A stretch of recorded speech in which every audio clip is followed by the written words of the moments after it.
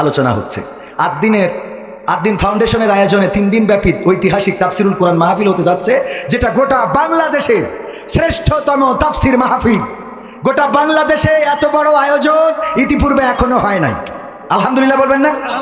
এই তাফসির মাহফিলের জন্য কোনো কালেকশন নাই, কারো কাছে কোনো টাকা চাঁদা ধরা নাই, বরং এই তাফসির মাহফিলকে কেন্দ্র করে আদ্দিন ফাউন্ডেশন যশোরের পুলের হাটে তাদের শত শত বিঘা জমি, আকিজ পরিবার সেই জমিনে ছিল গাছ, পেয়ারা গাছ, আম গাছ, কুল গাছ, বেল গাছ, তাল গাছ, ডালিম গাছ, সব উঠাই দিয়ে তরি তরকারি সব উঠাই দিয়ে মরুভূমি বানাই ফেলেছে। বালু ফেলে ফেলে মাঠ তৈরি করতেছে শত শত বিঘা। কারণ কি? কারণ প্রথম দিনে ওয়াজ করবেন হযরত মাওলানা আল্লামা মামুনুল হক সাহেব, সাথে থাকবে আব্দুল হাই মোহাম্মদ সাইফুল্লাহ। দ্বিতীয় দিন ওয়াজ করবেন মুফতি আমির হামজা সাহেব, সাথে থাকবে রফিকুল ইসলাম মাদানী। তৃতীয় দিন ওয়াজ করবেন ডক্টর মিজানুর রহমান আজহারি সাহেব, এবং সাথে থাকবে শায়েখ আহমাদুল্লাহ। সুবহানাল্লাহ বলবেন না? কত বড় আয়োজন বুঝতে পারছেন? এই আয়োজন এর সাথে আবার রয়েছে 3টা থেকে 5টা পর্যন্ত নাশিদ সন্ধ্যা। সেই নাশিদ সন্ধ্যায় প্রথম দিনে থাকবে বিভিন্ন শিল্পী গোষ্ঠী, তার মধ্যে কলরব আছে, অন্যান্য শিল্পী গোষ্ঠী আছে এবং ব্যক্তি শিল্পী তো আছেই। ওবায়দুল্লাহ তারেক ভাই, মশিউর রহমান ভাই, কবির বিন সামাদ ওই মাহফিল 3 দিন পরিচালনার দায়িত্ব পেয়েছেন, আলহামদুলিল্লাহ।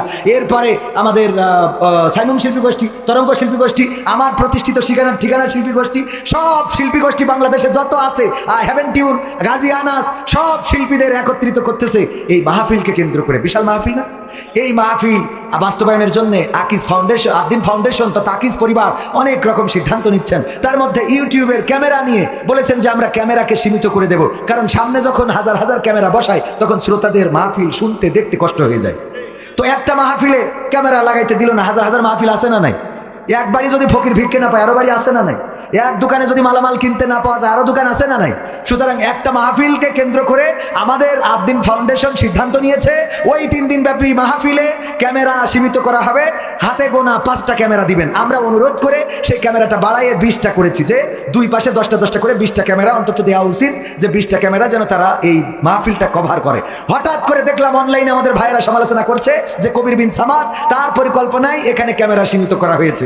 আমি পরিকল্পনা আকিজ পরিবার আমার কথা শোনালো, বরং আমি তো ওনাদের কথা শুনে বসে থাকি। যদি বলে বসে থাকি, যদি বলে কান ধরি। ঠিক না বে ঠিক? বড় লোকদের কথার বাইরে যাওয়া যায়?